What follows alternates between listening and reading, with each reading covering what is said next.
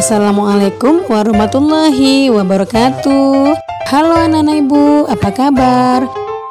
Bertemu kembali dengan channel Ibu Emilia Madonna. Sebelum memulai pembelajaran, ingat dulu pesan ibu. Keluar rumah kalau penting saja ya nak. Ingat untuk selalu 3M.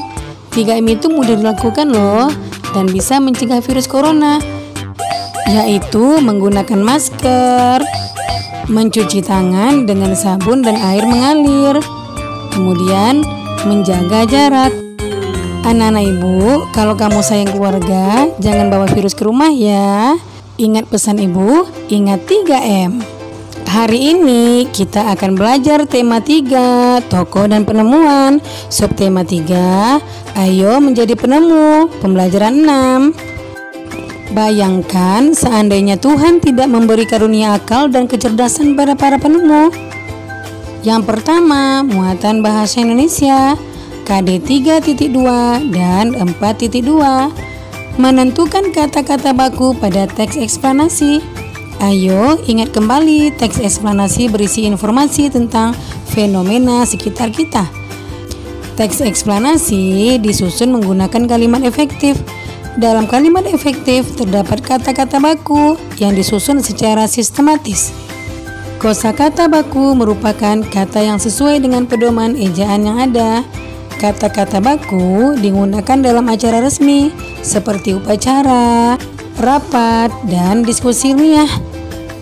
Perhatikan contoh kata baku berikut. Yang pertama, kata baku transportasi.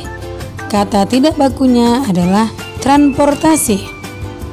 Kemudian yang kedua, kata bakunya adalah teknologi, sedangkan kata tidak bakunya adalah teknologi. Yang ketiga, kata bakunya adalah energi, sedangkan kata tidak bakunya adalah energi. Kemudian hipotis, kata tidak bakunya adalah hipotesa. Terakhir, kata bakunya kamera, kata tidak bakunya adalah kamera.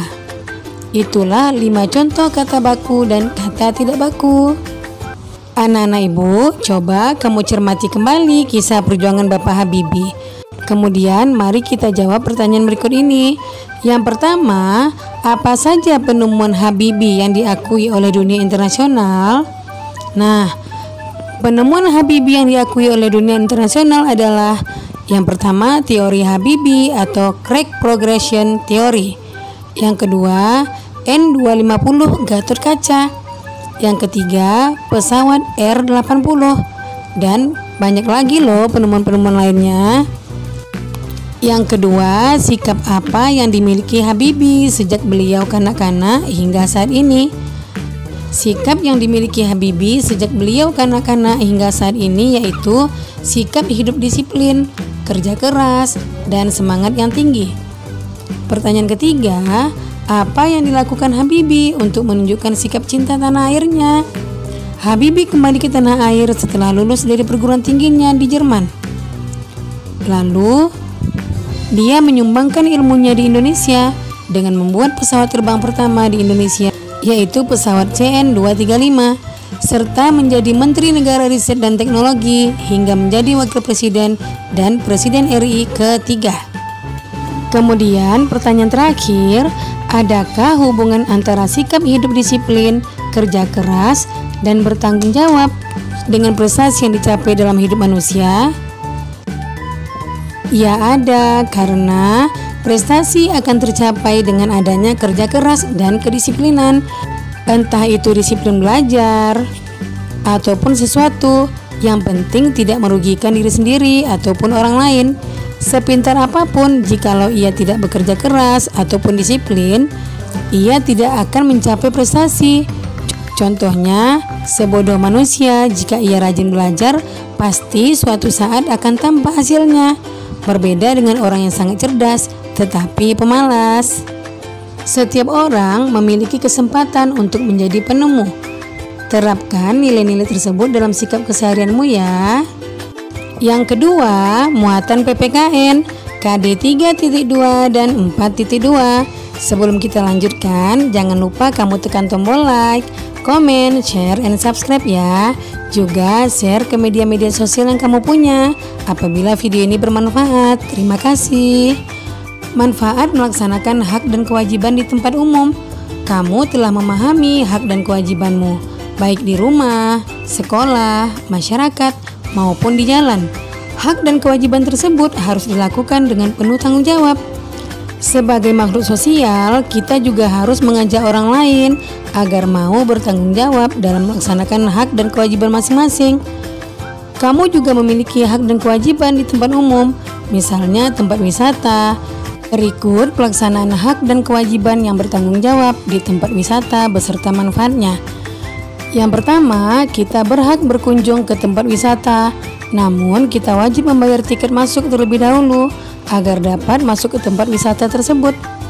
Yang kedua, kita berhak menikmati semua fasilitas yang ada di tempat wisata, namun kita wajib menjaganya agar fasilitas tersebut tidak rusak dan dapat dinikmati banyak orang.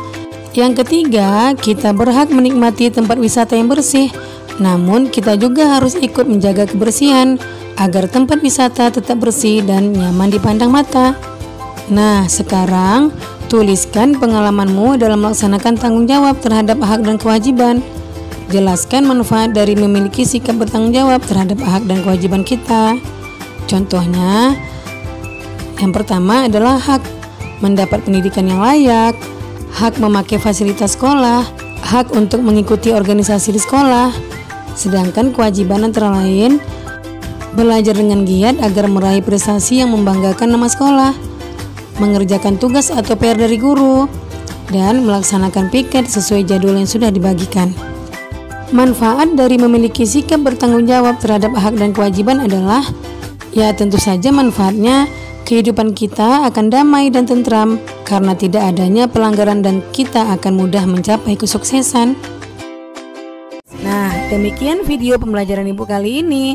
Semoga bermanfaat ya. Jangan lupa kamu jaga kesehatan, ikuti protokol kesehatan, tetap di rumah, dan semoga wabah COVID-19 cepat berakhir dan anak-anak Ibu bisa datang ke sekolah lagi, bertemu teman-teman dan guru yang dicintai.